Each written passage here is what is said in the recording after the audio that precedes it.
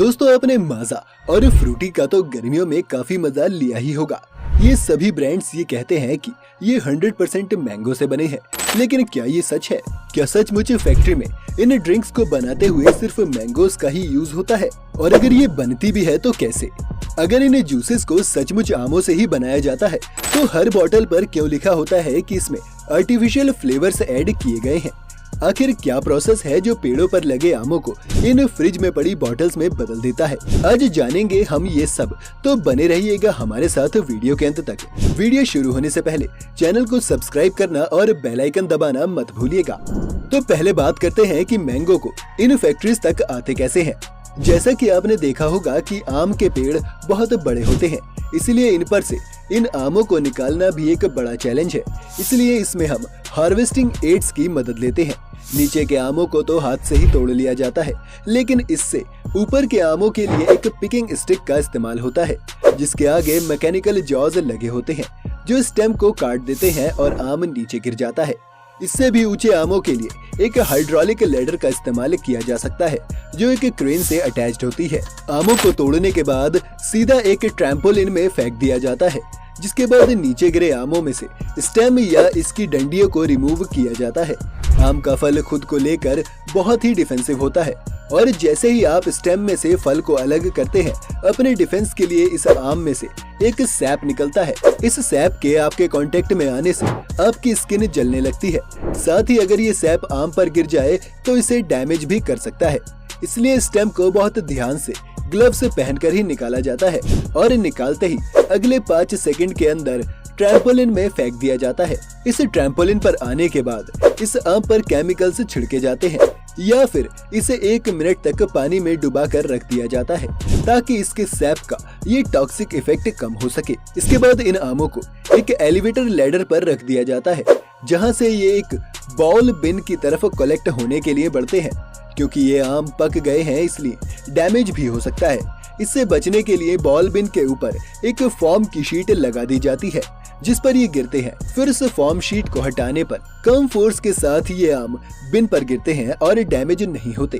इसके बाद इन्हें स्टोर करने के लिए बड़े बड़े स्टोर हाउस में भेज दिया जाता है, और यहाँ से फिर ये फाइनली जूस बनाने के लिए फैक्ट्री में भेज दिए जाते हैं। ट्रक भर कर आम जब फैक्ट्री में आते हैं तो इन्हें अनलोड करने के बाद एक वॉशिंग प्रोसेस से गुजारा जाता है, जिसमें पानी में बहते बहते ये आम फैक्ट्री के अंदर आते हैं। इसके बाद एक सेकेंड वॉश प्रोसेस भी होता है, जिसमें पानी के साथ साथ रोलर्स का भी सहारा लिया जाता है, ताकि आम हर तरफ से अच्छे से क्लीन हो सके। इसके बाद इन आमों को एक प्री हीटिंग और सॉफ्टनिंग प्रोसेस के लिए गर्म पानी में 3 से 5 मिनट तक रखा जाता है। ऐसा करने से आमों पर मौजूद पॉलीफेनॉल ऑक्सीडेज को रिमूव किया जा सकता है। साथ ही इससे आम का कलर और उसका फ्लेवर भी काफी हद तक इम्प्रूव हो जाता है। इन आमों के साफ होने के बाद कन्वेयर बेल्ट पर चलते हुए ये आम रोलर्स पर गिरते हैं, जिसके आसपास फैक्ट्री के कर्मचारी मौजूद होते हैं।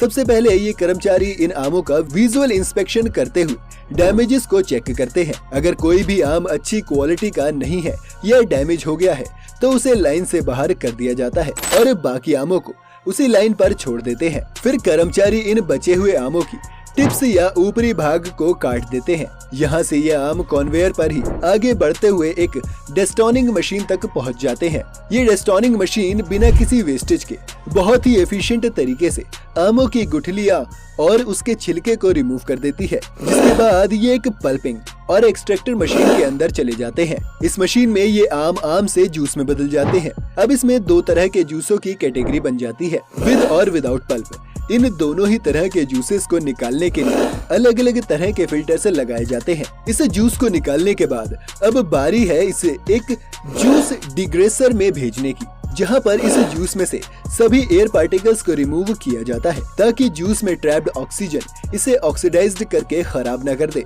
डिग्रेसिंग मशीन में ये जूस 90 से 95 डिग्री सेल्सियस के तापमान पर 10 से 15 मिनट तक रहता है। अभी इस मैंगो जूस के साथ एक परेशानी ये भी है कि इसकी डेंसिटी बराबर नहीं है। साथ ही इसमें कुछ छोटे और कुछ बड़े पार्टिकल्स हैं, जो आपके जूस का टेक्सचर खराब कर सकते हैं। इस समस्या से निपटने के लिए इसे एक होमोजेनाइजर मशीन में डाला जाता है, जहां 20 से 25 मेगापास्कल के प्रेशर पर इसे 2 से 3 बार होमोजेनाइज किया जाएगा। इस प्रोसेस के बाद बड़े से बड़े पार्टिकल्स भी 1 से 5 माइक्रोमीटर के साइज के हो जाते हैं। होमोजेनाइज मैंगो जूस को इसके बाद स्टेरिलाइजेशन प्रोसेस के लिए आगे भेजा जाता है।